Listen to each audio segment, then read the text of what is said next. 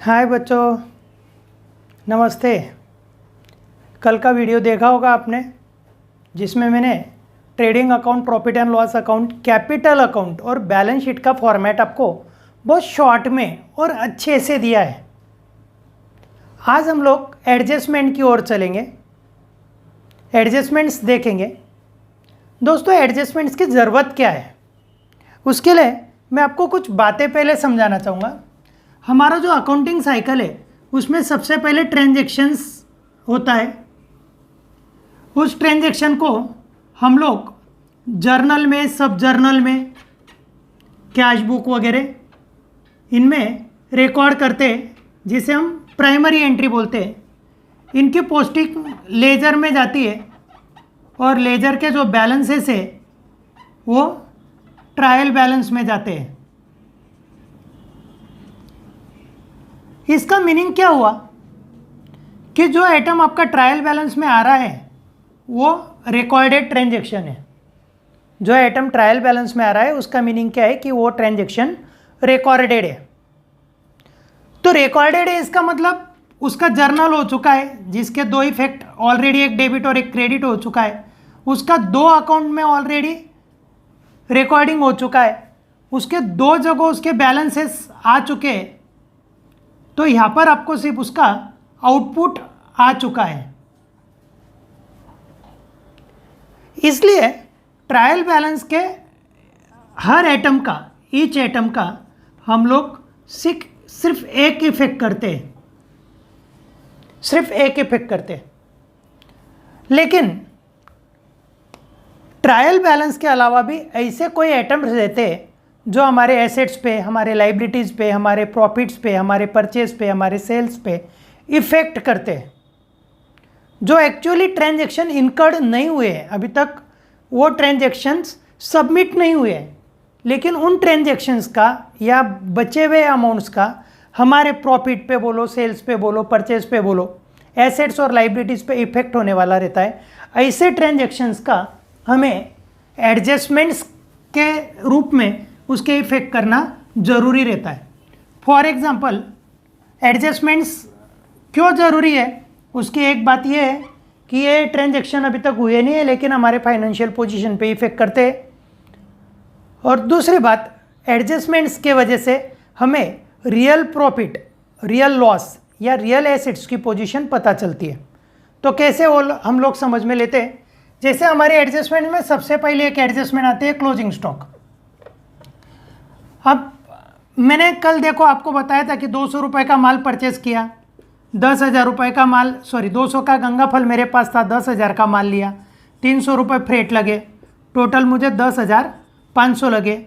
Sales करने के बाद मेरे पास 12,500 रुपये की सेल्स थी, 2,000 रुपीज़ मेरा प्रॉफिट दिख रहा है। या 12,000 रुपये का मैंने सेल्स लिया था और मेरा प्रॉफिट ये 1,500 दिख रहा है। ये इनकर्ड ट्रांजैक्शन है, ये परचेस की एंट्री हो चुकी है, फ्रेट की एंट्री है, उसके बाद सेल्स की एंट्री है, और ये हमारा प्रॉफिट दिख रहा है। अब मेरे पास जो अच्छे आलू बोलो या प्याज बोलो या लहसुन बोलो, ये जो अब बचे हैं, जो मैं कल भी बिक सकता हूँ, जो मेरे पास स्टॉक अवेलेबल है, वो एंट्री में तो अभी तक आया नहीं। तो वो एंट्री में नहीं आया तो मेरे प्रॉफिट पे इफेक्ट कर रहा है। और यदि वो स्टॉक को मैं कंसिडर करता हूँ तो मेरा प्रॉफिट 1,800 पे जाता है और ये स्टॉक मेरे बैलेंस शीट के एसेट में भी जाता है। और यदि मैं 300 रुपये का विचार नहीं करता हूँ तो मेरा प्रॉफिट मुझे मिसमैच करेगा और एसेट्स भी मिसमैच करेंगे। इसलिए हमें एडजस्टमेंट्स बहुत ज़रूरी है, जो हमारे परचेस पे, सेल्स पे, प्रॉफिट्स पे, लॉसेस पे, एक्सपेंसेस पे, एसेट्स और लाइबिलिटीज़ पे इफेक्ट करते हो। तो क्लोजिंग स्टॉक मतलब क्या है? Unsold goods at the end of the year. Closing stock का मतलब क्या है? Unsold goods at the end of the year. जो माल इस साल के आखिरी में अभी तक बिका नहीं है, हमारे पास अवेलेबल है, उसे हम क्लोजिंग स्टॉक बोलते हैं। इसके फर्स्ट इफेक्ट जो है ये ट्रेडिंग अकाउंट के क्रेडिट में आएगा, क्योंकि ये गुड्स से रिलेटेड है। ट्रेडिंग अकाउंट क्रेडिट साइड में ही आएगा। क्योंकि ओपनिंग स्टॉक ट्रेडिंग के डेबिट में आता है तो क्लोजिंग स्टॉक हमारा ट्रेडिंग अकाउंट के क्रेडिट में ही आएगा। और ये हमारी एसेट्स है, ये हमारा माल कल बिकने वाला है, इसलिए हम इसका सेकंड इफेक्ट बैलेंस शीट के एसेट साइड में लेने वाले हैं। और ये एक्चुअल हमारी करंट एसेट्स होती है, ये एक्चुअल हमारी कौन सी एसेट्स होती है? करंट एसेट्स होती है। बेटा पॉज कर 2 मिनट, पॉज ही किया था ना। हाँ, तो बच्चों हम लोगों ने क्लोजिंग स्टॉक के मामले में देखा, उसकी डेफिनेशन है unsold goods at the end of the year. इस साल के आखिर में हमारा जो माल बेचना बाकी है हमारे पास अवेलेबल है उसे हम क्लोजिंग स्टॉक बोलेंगे। ओपनिंग स्टॉक डेबिट में आता है करके क्लोजिंग स्टॉक हम ट्रेडिंग अकाउंट के क्रेडिट में लेंगे, सीधा सा फंडा है। और ये माल हमारी एसेट्स है, ये माल हम लोग कल परसों 8 दिन में 15 दिन में 1 महीने में कभी भी बिक सकते, ये हमारी एसेट्स है। और उसमें भी एसेट्स के टाइप में भी ये हमारी करंट एसेट्स है। उसके बाद सेकंड नंबर की बहुत इंपॉर्टेंट एडजस्टमेंट है, 99% एग्जाम्पल्स में ये आती है, डिप्रिसिएशन। इसका मीनिंग है reduction in the assets, value of assets, reduction in value of assets, fixed assets due to wear and tear। उसको यूज़ करने के लिए या पड़े भी रही तो भी हमारे एसेट्स की कीमत में जो वैल्यूएशन कम होता है उसे हम लोग डेप्रिसिएशन बोलते हैं। इसे मराठी में घसारा बोलते हैं, हिंदी में झीज बोलते हैं। उसकी कम होने वाली कीमत इसे हम लोग डेप्रिसिएशन बोलते हैं। जैसे मैंने कार ली है, जो कार की कीमत 5,25,000 रुपये है। ये कार सपोज मेरे एक्सपर्ट से बात करने के बाद पता चला है कि 10 साल बाद इस कार के मुझे 1,25,000 रुपये मिल सकते। इसका मतलब 10 साल में मेरे कार की कीमत 4 लाख रुपए से कम होने वाली है। मेरी कार की कीमत 5,25 पे से 1,25 पे आएगी, यानी 10 साल में मेरी कार की कीमत 4 लाख रुपए से कम होने वाली है। तो पर एनम डेप्रिसिएशन मेरे कार का आएगा 40,000। मेरे कार का पर एनम डेप्रिसिएशन कितना आएगा? 40,000। डेप्रिसिएशन ये परसेंटेज में दिया होता है या फॉर्मूला मेथड में रहता है, तो आपको 12th में तो परसेंटेज में देंगे। और एसेट्स पे परसेंटेज कितना निकालना, इसके लिए कुछ जो नॉर्म्स है वो इस फॉर्मूले में आपको थोड़े समझ में आ जाएंगे। ये मेरी purchase value of the car है, ये expected realisable value of the car है, ये एक्सपेक्टेड लाइफ है। तो मुझे लगता है कि मेरी कार 10 साल में 4 लाख रुपए से कम होने वाली है, तो हर साल में 40,000 रुपये का एक्सपेंडिचर मेरे अकाउंट्स में डाल सकता हूँ। इसे ही हम लोग डेप्रिसिएशन बोलते हैं, इसे ही हम लोग डेप्रिसिएशन बोलते हैं। डेप्रिसिएशन ये हमेशा फिक्स एसेट पे ही चार्ज होता है। डेप्रिसिएशन हमेशा फिक्स एसेट पे ही चार्ज होता है। डेप्रिसिएशन की एंट्री क्या होंगी हम देखेंगे। डेप्रिसिएशन नॉमिनल अकाउंट है, डेप्रिसिएशन एक्सपेंडिचर है, उसे हम डेबिट करेंगे। और इससे हमारे फिक्स एसेट्स की वैल्यू कम होती है, इसलिए हम फिक्स एसेट्स को क्रेडिट करेंगे। डेप्रिसिएशन नॉमिनल अकाउंट है, डेप्रिसिएशन हमारा एक्सपेंडिचर है, डेप्रिसिएशन को हम डेबिट करेंगे। और हमारी एसेट की वैल्यू कम होती है, इसके लिए फिक्स एसेट की वैल्यू हम रिवर्स करेंगे। फिक्स एसेट को डेबिट बैलेंस रहता, उसको कम करने के लिए हम क्रेडिट करेंगे। उसका फर्स्ट इफेक्ट आएगा प्रॉफिट एंड लॉस अकाउंट के डेबिट में। प्रॉफिट एंड लॉस हम लोग पहले एक काम करते हैं, balance sheet asset side,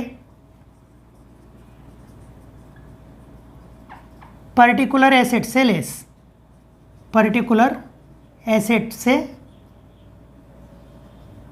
less, ठीक है।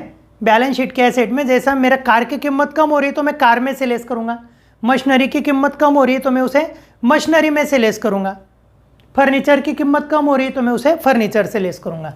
और ये एक्सपेंडिचर हम लोग प्रॉफिट एंड लॉस अकाउंट के डेबिट में डालते हैं।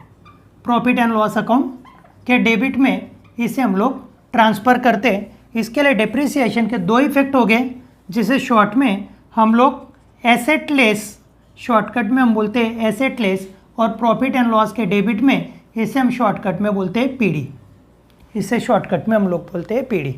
तो आप लोगों को यहाँ मैंने डेप्रिसिएशन की डेफिनेशन बताई, डेप्रिसिएशन की जर्नल एंट्री बताई। डेप्रिसिएशन का एक इफेक्ट होता है बैलेंस शीट के एसेट में पर्टिकुलर एसेट से लेस, और दूसरा इफेक्ट होता है प्रॉफिट एंड लॉस अकाउंट के डेबिट साइड में। क्योंकि ये हमारा नॉमिनल अकाउंट है, एक्सपेंडिचर है, और एक्सपेंडिचर लेंगे हम लोग प्रॉफिट एंड लॉस के डेबिट में। थर्ड एडजस्टमेंट है आपकी, बहुत मेन है, ज़रूरी है, बहुत इंपॉर्टेंट एडजस्टमेंट्स है, जिसका नाम है बैड डेब्ट्स, जिसे हम लोग बुढ़ित रकम बोलते हैं।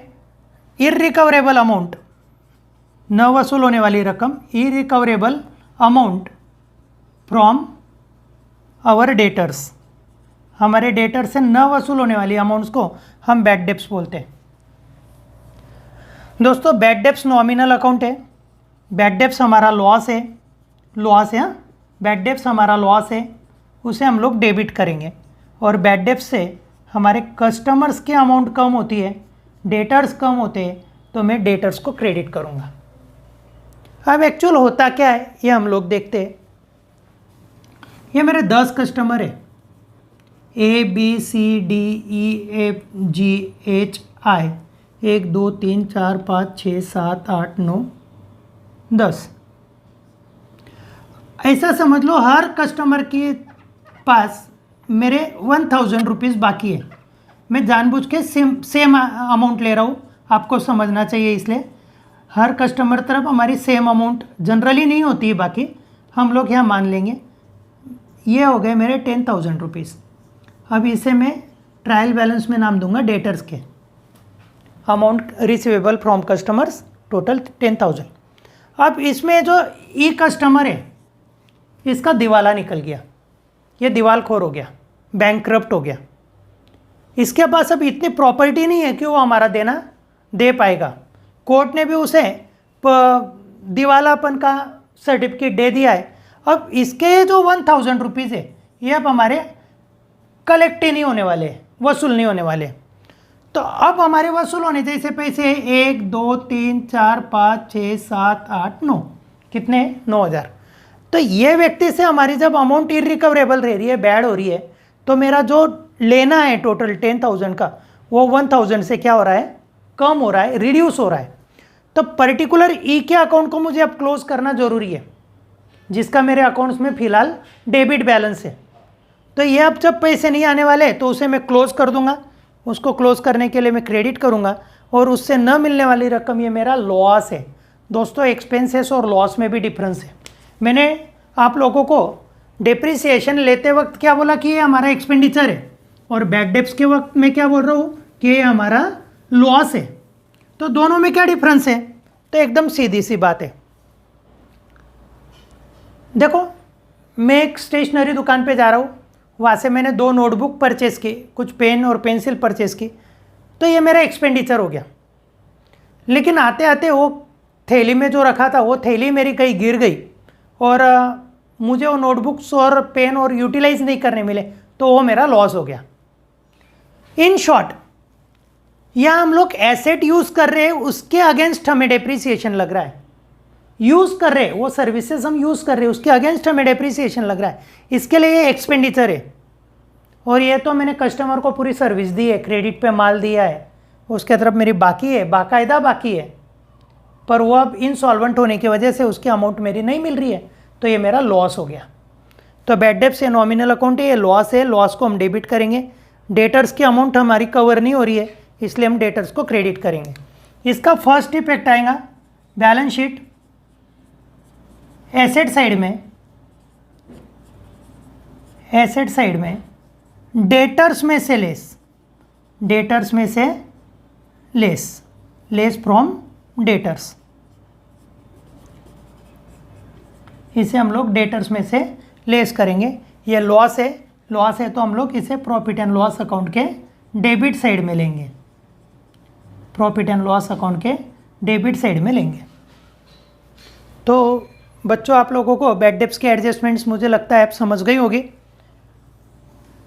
शॉर्टकट में हम लिखते हैं या डेटर्स लेस, लर्न करने के लिए इतना काफ़ी है, डेटर्स लेस, और प्रॉफिट एंड लॉस के डेबिट को हम लोग बोलते हैं पीडी, प्रॉफिट एंड लॉस के डेबिट को हम लोग बोलते हैं पीडी। तो बच्चों हमारी नेक्स्ट एडजस्टमेंट आ रही है आरडीडी, जिसका डर बहुत बच्चों में रहता है, उन्हें नहीं समझ में आती है।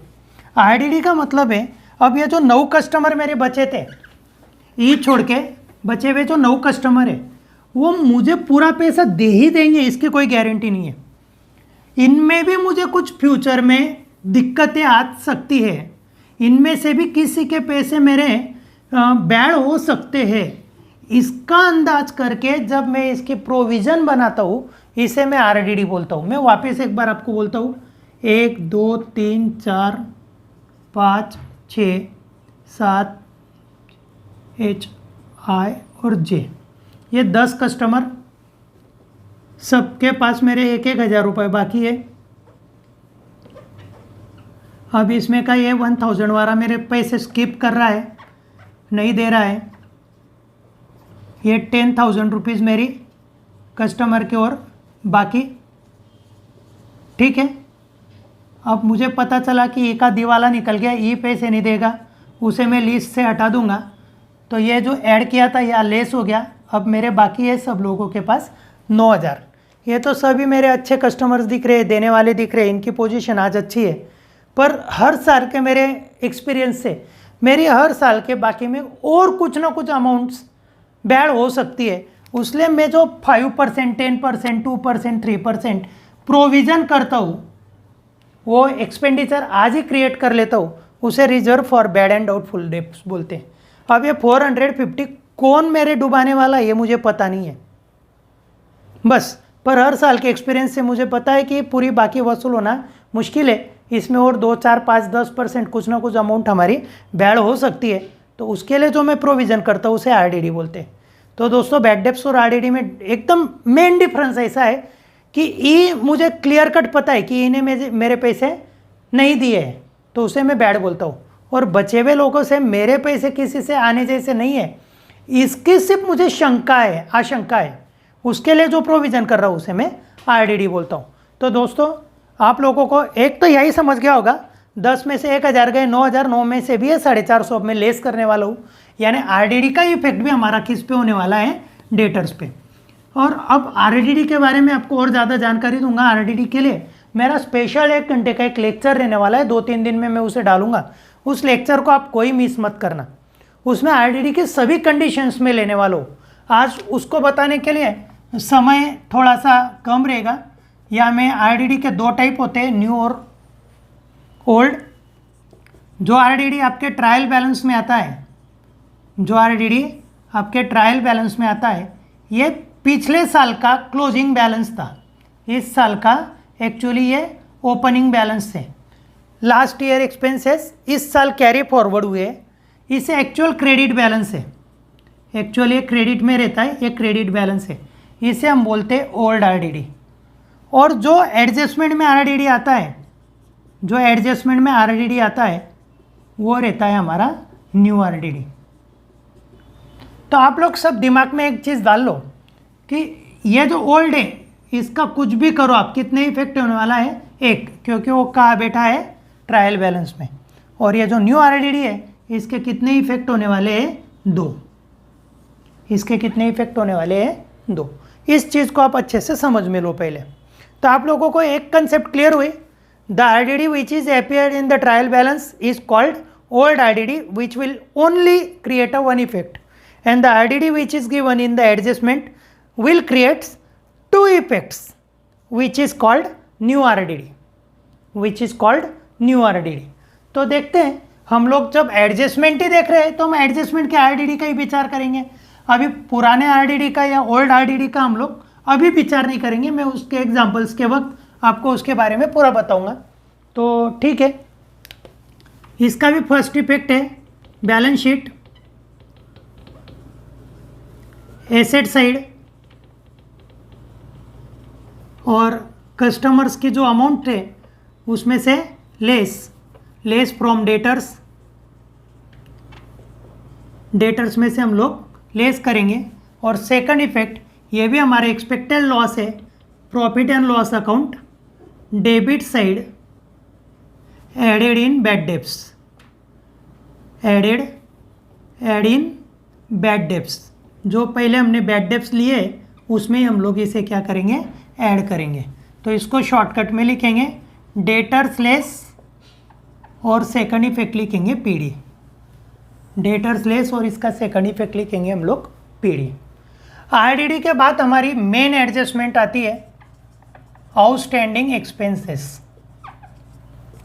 आउटस्टैंडिंग एक्सपेंसेस, जिसका मीनिंग है expenses due but not paid, expenses due but not paid. इसकी एंट्री होती है, जैसा समझो सैलरी का भी रहा तो सैलरी अकाउंट को डेबिट करूँगा, एक्सपेंसेस अकाउंट डेबिट, जो भी एक्सपेंसेस है उसे मैं डेबिट करूँगा, और आउटस्टैंडिंग एक्सपेंसेस ही हमारी पेएबल अमाउंट है उसे मैं क्रेडिट करूँगा। एंट्री आप लोगों को फाइनल अकाउंट में कोई नहीं पूछेगा, आप चिंता मत करो, पर एंट्री यदि आपकी पता होती है तो आपको इफेक्ट्स और जल्दी समझ में आएंगे। अब बच्चों आउटस्टैंडिंग एक्सपेंसेस है क्या, तो अब मैंने मेरे क्लासरूम का किराया अप्रैल का, मई का, जून, जुलाई, अगस्त, सितंबर, अक्टूबर, नवंबर, दिसंबर, जनवरी तक पेड किया है, जनवरी तक मैंने पेड किया है। मेरा क्लासरूम रेंट है 15,000 रुपीज़ पर मंथ, तो यहाँ तक मैं 1,50,000 पेड कर चुका हूँ। जो पेड कर चुका हूँ वो ट्रांजैक्शन हो गया है, कैश बुक में आ गया है, कैश बुक में से लेजर में चले गया है और लेजर में से ट्रायल बैलेंस में आ चुका है। ठीक है, अब रियलिटी क्या है कि जो ट्रायल बैलेंस में आपको रेंट दिख रहा है वो पूरे 12 महीने का नहीं है। अब यह रेंट दिख रहा है 1,50,000, जबकि यह रेंट है अप्रैल से लेके तो जनवरी तक। अब यह बात ऐसी है कि फरवरी और मार्च में मेरे पास कैश का इनपुट न होने की वजह से, आवक न होने की वजह से मैंने लैंडलॉर्ड को किराया नहीं दिया है। नहीं दिया है तो छोड़ देगा क्या? नहीं छोड़ेगा। फरवरी और मार्च मैंने क्लासरूम यूटिलाइज की है, क्लासरूम यूटिलाइज की है, उसकी अमाउंट मेरी बाकी है, ड्यू है, बट किसी वजह से अभी तक वो अनपेड है, नहीं दी है, उसे हम लोग बोलते हैं outstanding expenses. In simple words, जो सर्विसेज हम लोग यूज़ कर चुके हैं लेकिन उसकी अमाउंट अभी तक हमने नहीं दी है, उसे हम लोग बोलते हैं आउटस्टैंडिंग एक्सपेंसेस, उसे हम लोग बोलते हैं outstanding expenses.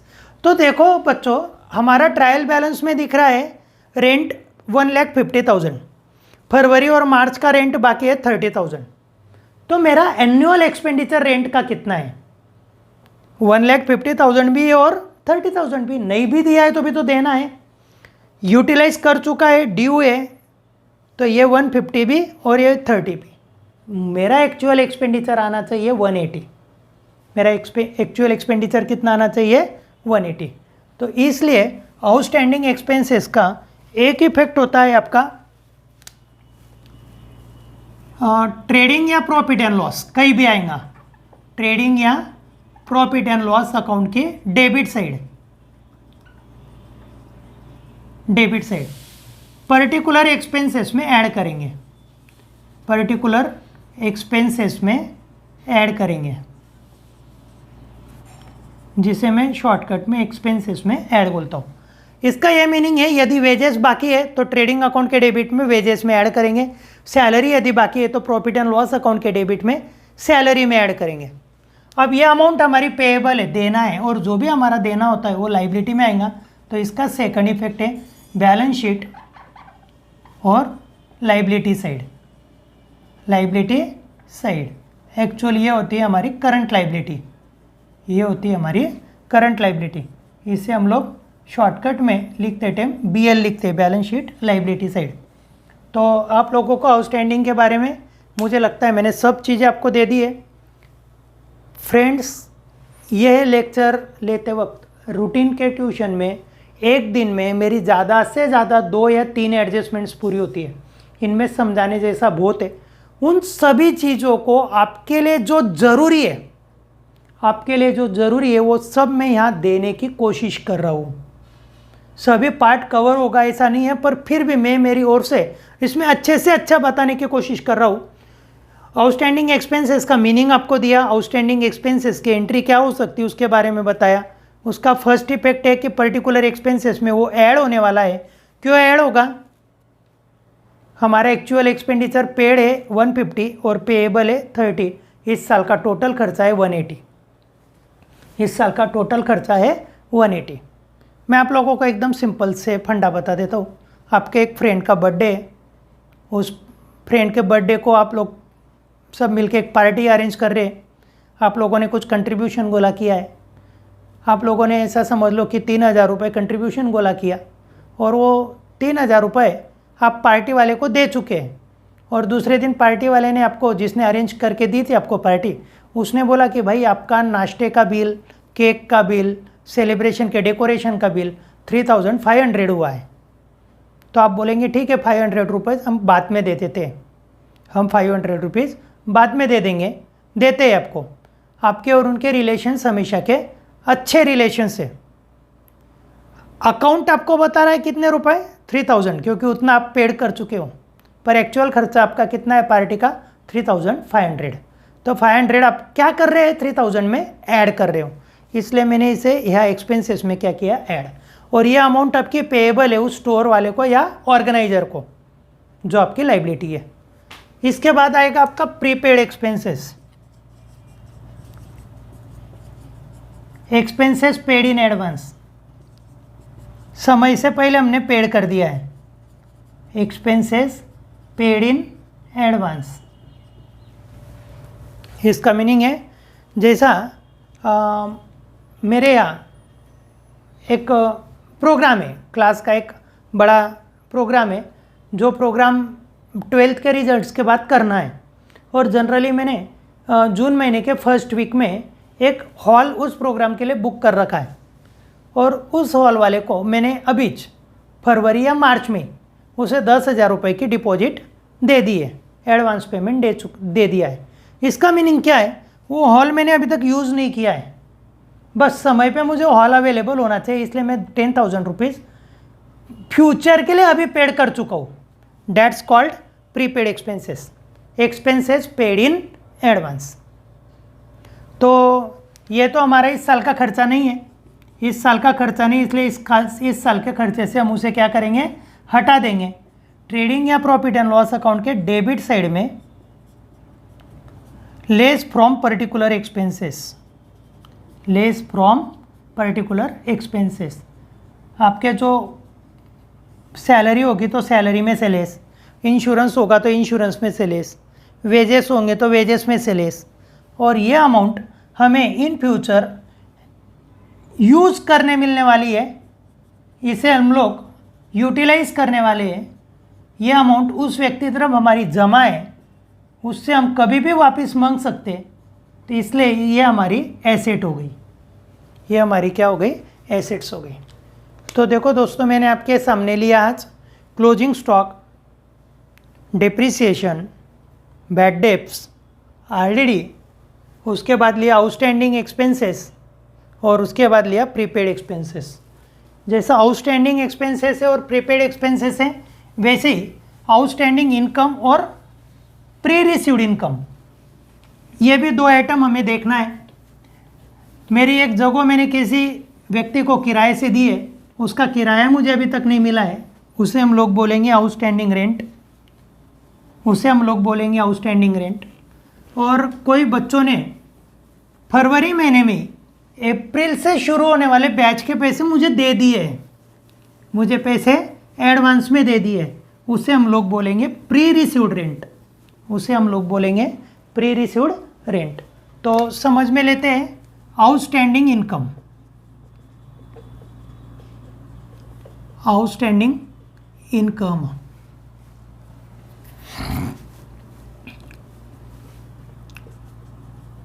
Income due but not received, but not received. दोस्तों, आप लोग अभी 12th कॉमर्स को, आपके बैच में से कोई बंदे ने 11th की बैच पूरे साल भर की है, पूरे साल भर वो अटेंड था बैच को, बराबर है। और उसकी जो फ़ी थी 5,000 रुपीज़, उसमें से उसने सिर्फ 2,000 रुपीज़ पे किए, 3,000 रुपीज़ उसके पास अभी भी मेरे बाकी है। उसे मैं साल भर का सिलेबस कवर कर चुका हूँ, उसे पढ़ा चुका हूँ, उसकी टेस्ट ट्यूटोरियल पूरी हो चुकी है, बस उसने अभी तक मुझे अमाउंट नहीं दी है। वही मेरे हिसाब से आउटस्टैंडिंग इनकम है। मैं मेरा काम कर चुका हूँ पर उसने उसकी पेमेंट अभी तक नहीं दी है, डेट्स कॉल्ड आउटस्टैंडिंग इनकम। तो आउटस्टैंडिंग इनकम, वो बंदा अच्छा है, मुझे देने वाला है पैसे, डुबाने वाला नहीं है, तो इसका एक इफेक्ट होगा profit and loss account credit side में, क्योंकि इनकम क्रेडिट में आता है, क्रेडिट साइड में ऐड टू पर्टिकुलर इनकम। उस इनकम में हम क्या करेंगे, ऐड करेंगे, ऐड टू पर्टिकुलर इनकम। और ये अमाउंट हमें उस बंदे से कलेक्ट करनी है, लेना है, और जो भी हमारी लेना अमाउंट होती है वो बैलेंस शीट के एसेट्स में आएंगे। कहाँ आएंगे, बैलेंस शीट के एसेट्स में। उसके बाद है आपका pre received income, pre received income, that's called income received in advance, income received in advance. आप लोग अब 12th में अभी गए हो, आपने 12th की फ़ी मुझे 11th में ही पे कर दी थी, जो मेरी उस साल का 19-20 का इनकम नहीं है। प्रॉफिट एंड लॉस अकाउंट, यह मैंने गलत लिखा है दोस्तों, outstanding income, profit and loss account credit side, profit and loss account credit side lace from particular income. जो इनकम हमें एडवांस में मिली है उस इनकम में से लेस करेंगे, और ये इनकम मुझे एडवांस मिल चुकी है, इसके सर्विसेज मुझे फ्यूचर में देना है, तो ये मेरी लाइबिलिटीज़ क्रिएट करती है, इसलिए इसे बैलेंस शीट के लाइबिलिटीज़ मिलेंगे। तो ये जो 8 एडजस्टमेंट मैंने अभी आपके सामने दी, ये टू मच इम्पॉर्टेंट है। ये 8 में से लगभग 5 एडजस्टमेंट्स तो किसी भी रूप में एग्ज़ाम में रहती है, ना रहती है, आएगी। फिर वो पेपर चाहे MBA का हो, BBA के फाइनल अकाउंट का रहो, एक्चुअल साइंस के फाइनल अकाउंट का रहो, या तुम्हारा 12th या 11th का रहो, तो ये एडजस्टमेंट्स आप लोगों के लिए बहुत ज़्यादा इम्पोर्टेंट है। और इसके बाद लगभग 12-13 एडजस्टमेंट्स है जो एग्जाम्पल पे डिपेंड्स होती है, जिसके बारे में मैं थोड़ा फटाफट बता देता हूँ। अनरिकॉर्डेड सेल्स, हम माल बिक चुके हैं लेकिन उसकी एंट्री हम लोग करना भूल गए, तो इसका एक इफेक्ट होगा ट्रेडिंग अकाउंट के क्रेडिट में, सेल्स में ऐड। मैंने माल बेचा है लेकिन लिखना भूल गया, तो अब लिखूंगा तो मैं सेल्स में ऐड करूंगा, और ये अमाउंट मुझे जिस व्यक्ति को माल बिका है उससे लेना है, मतलब मैं उसे डेटर्स में ऐड करूंगा। अनरिकॉर्डेड परचेसेस, अनरिकॉर्डेड परचेसेस, मैं माल खरीदी करके भूल गया, लिखना रह गया, अभी मुझे ध्यान में आया, अभी समझ में आया, तो मैं मेरे परचेसेस बढ़ा लूँगा, परचेस की एंट्री करूँगा, तो उससे परचेस बढ़ने वाले, और परचेस का रिलेशन सप्लायर से होता है, और सप्लायर को हम क्रेडिटर्स बोलते हैं, तो इसे मैं क्रेडिटर्स में ऐड करूँगा, इसे मैं क्रेडिटर्स में ऐड करूँगा। उसके बाद है बिल्स रिसीवेबल डिसऑनर्ड।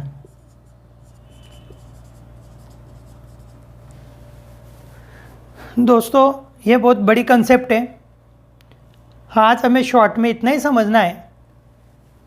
ये देखो, ये मेरे 10 कस्टमर, वापस थोड़ा समझा देता हूँ। ये 10 कस्टमर के तरफ मेरे 10,000 रुपये बाकी थे, उसमें से सी ने 1000 का मुझे बिल दिया, जो अब कन्वर्ट हो गया BR में, और ये एफ ने भी मुझे 1000 का एक बिल दे दिया, वो भी कन्वर्ट हो गया BR में। तो अब मेरे यहाँ बचे 8000 रुपये, और अब मेरे पास बिल है कितने रुपए के, 2000 के। इन 10 लोगों को मैंने माल उधार बेचा था, उसमें से सी और डी ने मुझे एक हुंडी एक्सेप्ट करके दे दी, जिसका कन्वर्जन हो गया बिल्स रिसीवेबल में। तो इन लोगों से मुझे बिल मिल गया, इसके लिए इनके नाम में यहाँ से हटा दूंगा। तो टोटल डेटर्स अब आज की तारीख में मेरे कितने हैं, 8000, और मेरे पास बिल कितने हैं, 2000। किसी वजह से सी वक्त पे इस बिल के पैसे नहीं दे पाया, सी इसके पैसे वक्त पे नहीं दे पाया, बिल के ड्यू डेट पे इसके पेमेंट नहीं कर पाया, तो उसे हम लोग बोलते हैं बिल्स रिसीवेबल डिसऑनर्ड। तो हम इस बिल को कैंसिल कर देंगे और सी के तरफ जो हमारी पहले बाकी थी वो वापस बढ़ा देंगे। यानी सी तरफ के बाकी बढ़ने से हमारी टोटल कस्टमर की बाकी हो गई 9,000 और ये बिल कैंसिल होने की वजह से ये 2,000 के बिल में से एक कट गया, बिल बचा 1,000। दोस्तों इस कंसेप्ट को समझाने में लगभग आधा एक घंटे से ज़्यादा का वक्त लगता है, पर ठीक है, लेक्चर्स आपके हो चुके हैं, ये रिवीजन के तौर पे मैं ले रहा हूँ, ऐसा अज्यूम करता हूँ। आप लोगों को सिर्फ इसमें एक ही ध्यान रखना है, बिल्स रिसीवेबल ये हमें कस्टमर से मिलते हैं जिसे हम लोग डेटर्स बोलते हैं। यदि बिल डिसऑनर्ड होता है तो हमारे जो बिल है उसकी वैल्यू कम होती है, तो इसे हम BR में से लेस करेंगे और डेटर्स में ऐड करेंगे, डेटर्स में ऐड करेंगे। उसके बाद बिल्स पेएबल डिसऑनर्ड है। अब BR का संबंध जब डेटर से है तो बिल्स पेएबल का संबंध क्रेडिटर से होता है। बिल्स पेएबल में से हम लोग ये अमाउंट लेस करेंगे और जो सप्लायर को हमें रकम देना है उसे देना बताएंगे, उसका देना हमारा बढ़ जाएगा। तो ये भी एसेट में आएगा इफेक्ट, ये भी एसेट में आएगा। बिल्स पेएबल का ये भी लाइबिलिटी में आएगा, ये भी लाइबिलिटी में आएगा, पर एक में ऐड होगा तो एक में लेस होगा। पॉज कर। तो बच्चों हम लोग नेक्स्ट एडजस्टमेंट की तरफ चलते हैं। इंटरेस्ट ऑन कैपिटल हो या पार्टनर सैलरी हो या पार्टनर्स कमीशन हो या इंटरेस्ट टू पार्टनर्स लोन हो, पार्टनर से रिलेटेड कोई भी आइटम यदि रहा तो वो हम कैपिटल या करंट अकाउंट के क्रेडिट में लेंगे, क्योंकि ये अमाउंट हमें पार्टनर्स को देना है। पार्टनर्स कैपिटल अकाउंट निकाला तो कैपिटल और करंट निकाला तो करंट अकाउंट के क्रेडिट साइड में लेंगे। जैसा राम का इंटरेस्ट है तो हम राम के क्रेडिट में लेंगे, श्याम का इंटरेस्ट है तो श्याम के क्रेडिट में लेंगे। आप लोगों को पता है कि कैपिटल के 2 कॉलम होते हैं और पार्टनर्स को जो सैलरी हम देते हैं ये हमारा एक्सपेंडिचर होता है, इसे हम लोग प्रॉफिट एंड लॉस अकाउंट के डेबिट साइड में लेंगे। आप लोग तो बोलोगे कि सर कैपिटल के ऊपर का इंटरेस्ट है तो पार्टनर का फ़ायदा है। हाँ भाई, पार्टनर का फ़ायदा है, पार्टनर का फ़ायदा है, जब तो पार्टनर को क्रेडिट किया, लेकिन हमारे फर्म का वो खर्चा है, हमारे फर्म का वो एक्सपेंडिचर है। इस चीज़ को आप समझ में लो। पार्टनर का बेनिफिट है, पार्टनर को क्रेडिट किया, और हमारे पार्टनरशिप फर्म का एक्सपेंडिचर है, इसलिए प्रॉफिट एंड लॉस अकाउंट को डेबिट किया। जैसे कैपिटल के ऊपर इंटरेस्ट होता है वैसे ड्राइंग के ऊपर भी इंटरेस्ट होता है। ड्राइंग का इंटरेस्ट पार्टनर्स कैपिटल या करंट अकाउंट के डेबिट में आएगा, कैपिटल या करंट अकाउंट के डेबिट साइड में आएगा, क्योंकि ये हमें इंटरेस्ट पार्टनर से वसूल करना है, उसके नाम पे हम डालेंगे और ये हमारे फर्म का इनकम है, प्रॉफिट एंड लॉस अकाउंट के क्रेडिट साइड में आएगा। राम का इंटरेस्ट राम के डेबिट में आएगा, श्याम का इंटरेस्ट श्याम के डेबिट में आएगा, और दोनों का इनकम, ये दोनों से मिलने वाली अमाउंट हम प्रॉफिट एंड लॉस अकाउंट के क्रेडिट में लेंगे। दोस्तों यहाँ 3 एडजस्टमेंट्स है जिसमें एक पार्ट कॉमन है, वो क्या है हम लोग देखते हैं, तीनों को एक साथ समझ में लेंगे। पहले एडजस्टमेंट का नाम है goods taken by partner for his personal use. हमारे किसी पार्टनर ने उसके पर्सनल यूज़ के लिए बिजनेस से गुड्स लिया है।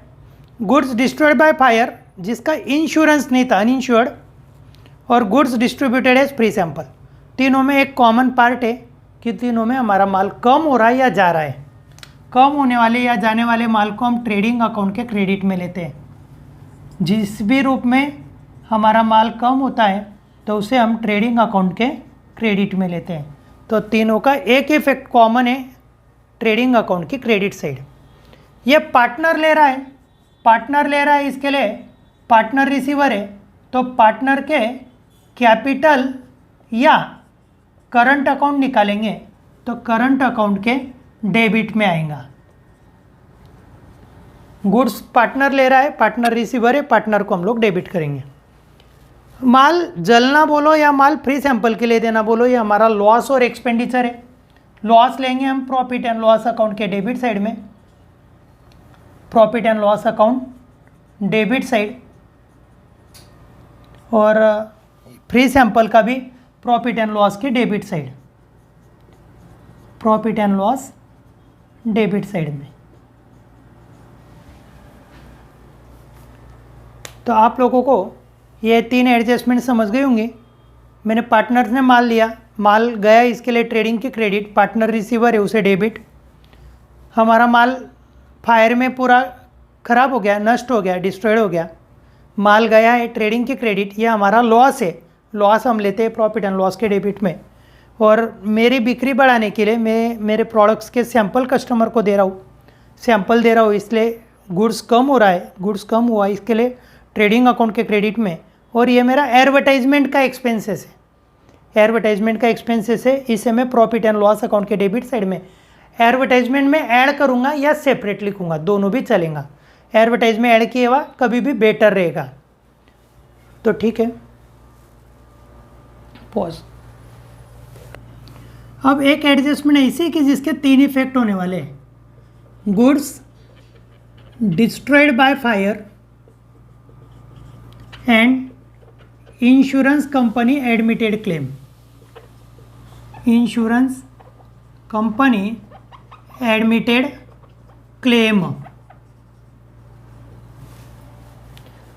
मेरे स्टॉक में से 10,000 रुपये का स्टॉक आग लगने की वजह से डिस्ट्रॉयड हो गया और इंश्योरेंस कंपनी ने सिर्फ मुझे क्लेम में 8,000 रुपये का क्लेम एडमिट किया। अभी तक दिए नहीं, सिर्फ उन्होंने एडमिट किया कि हाँ ठीक है आपका 8,000 रुपये तक का लॉस हम लोग दे देंगे। तो भी हमारा टोटल 10 में से 8 गए, ये 2,000 रुपये का था लॉस, हमें खुद को बियर करना है। मैं वापस बोलूँगा, goods goes out trading account की credit, goods goes out trading account के क्रेडिट साइड। इंश्योरेंस कंपनी ने क्लेम एडमिट किया है लेकिन हमें पैसे दिए नहीं है, इंश्योरेंस कंपनी से हमें लेना है, जो हमारी लेना अमाउंट है वो बैलेंस शीट के एसेट साइड में। और आप लोगों को मैं बार बार बता चुका हूँ, जो भी हमारा लॉस आता है वो लॉस हम लोग लेंगे प्रॉफिट एंड लॉस अकाउंट के डेबिट में। कहाँ लेंगे? प्रॉफिट एंड लॉस अकाउंट के डेबिट में। तो इस एडजस्टमेंट को मुझे लगता है मैंने बहुत इजीली आपको कर दिया है। मेरा माल कितने रुपए का डिस्ट्रॉयड हुआ है? 10,000 का। कंपनी कितने रुपए एडमिट कर रही है? 8,000। मेरा लॉस कितना हो रहा है? 2,000। हमें दिखने में ये 3 एडजस्टमेंट्स दिख रही है, 3 इफेक्ट दिख रहे हैं, लेकिन अमाउंट्स तो 2 ही हो रही है, ये 10,000 और ये दोनों मिलके 10,000। तो एक्चुअल ये 10,000 का माल गया है ट्रेडिंग अकाउंट के क्रेडिट में, जले हुए माल की पूरी रकम, बैलेंस शीट के एसेट में इंश्योरेंस कंपनी ने मंजूर की हुई रकम, और दोनों में का यदि डिफरेंस है तो वो डिफरेंस जाएगा हमारे प्रॉफिट एंड लॉस अकाउंट के डेबिट में। बच्चों ऐसा भी हो सकता है कि 10,000 का माल जला और 10,000 रुपये इंश्योरेंस कंपनी दे रही है, तो ये इफेक्ट जाएगा ट्रेडिंग के क्रेडिट में, ये इफेक्ट जाएगा बैलेंस शीट के एसेट में। उसमें डिफरेंस नहीं है तो पीएल को कुछ जाने का नहीं, पीएल में कुछ भी नहीं होगा। तो बच्चों मेन जो एडजस्टमेंट्स है ज़रूरी, बहुत ज़्यादा ज़रूरी, वो सब एडजस्टमेंट्स मैंने यहाँ पर कवर की है। इसके बाद कुछ एरर्स के एडजस्टमेंट्स आती है, कैपिटल एक्सपेंडिचर रिवेन्यू में डाले गया है, या रिवेन्यू एक्सपेंडिचर कैपिटल में लिया गया है, या मेरे पर्सनल एक्सपेंडिचर जनरल एक्सपेंसेस में डाले गए। तो ऐसे एडजस्टमेंट्स हम एग्जाम्पल के वक्त ही देखेंगे और उसे उसी वक्त हम लोग क्लियर करेंगे। तो आज का लेक्चर मैं आप लोगों को रिक्वेस्ट करूँगा, 2 या 3 बार यदि आपने सुन लिया, उसको बार बार रिपीट चला लिया, तो आपको एडजस्टमेंट लर्न करने की ज़रूरत नहीं करेंगी, अपने आप आपकी ये एडजस्टमेंट्स लर्न हो जाएंगे। तो आज मैं एडजस्टमेंट्स के इस लेक्चर को यहाँ रोकता हूँ। कल के लेक्चर में मैं आपके लिए बहुत ही खास चीज़ लेके आने वाला हूँ, जिसमें बैड डेब्ट्स और आरडीडी के सेवरल अलग अलग केसेस हम लोग स्टडी करने वाले हैं। तो मिलते हैं कल, आज के लिए इतना ही, bye, have a good day, okay.